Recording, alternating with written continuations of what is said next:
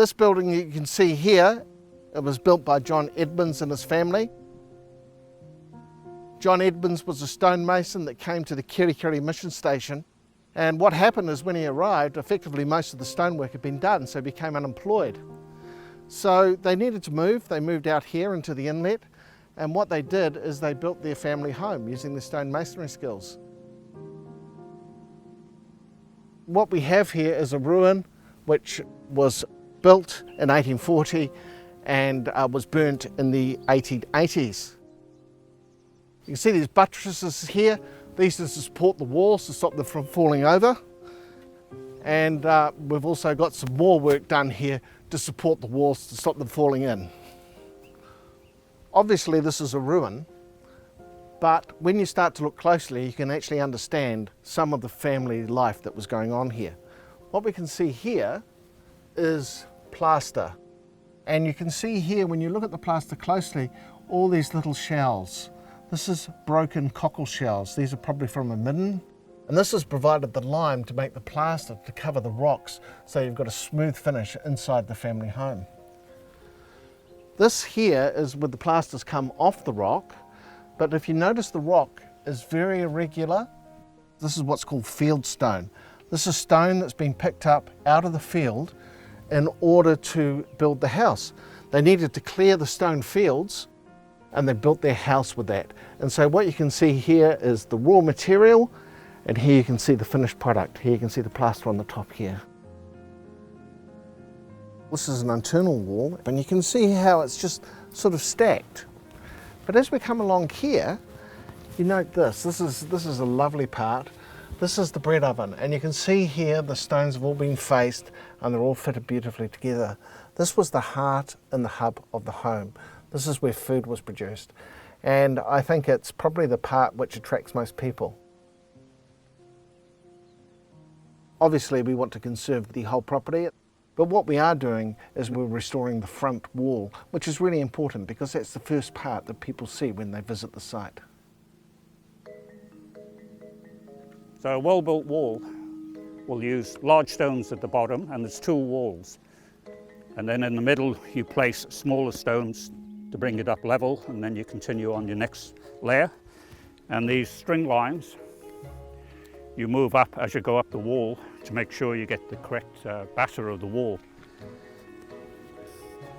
When they originally built, there would have been a team of people doing this. Nowadays there's me. So I use my little machine for lifting the heavier things, and I do the rest.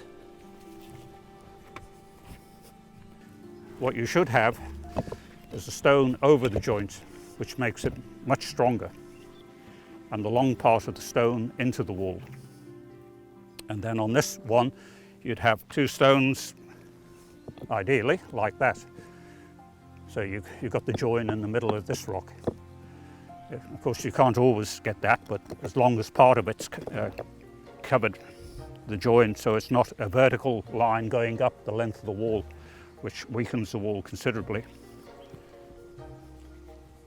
It's all held in place by gravity. There's no cement used, and all being well, if the wall has been built correctly, they can last for hundreds and hundreds of years, even thousands of years.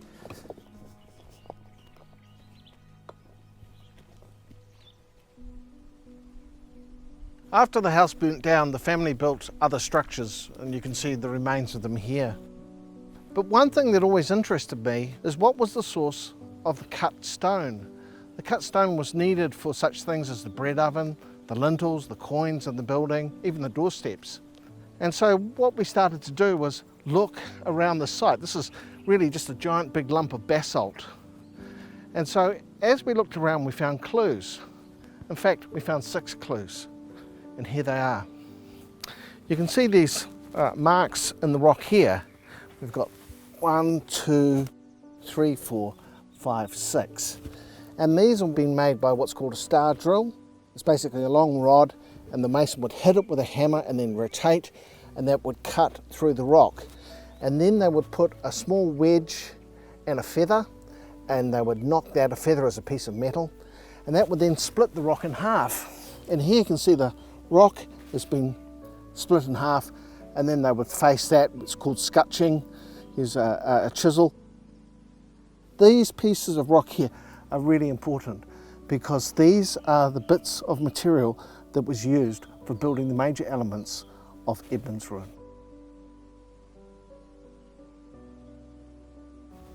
I'm now putting the finishing course on the top. I have a string line I'm working to, which is a finished height for this wall.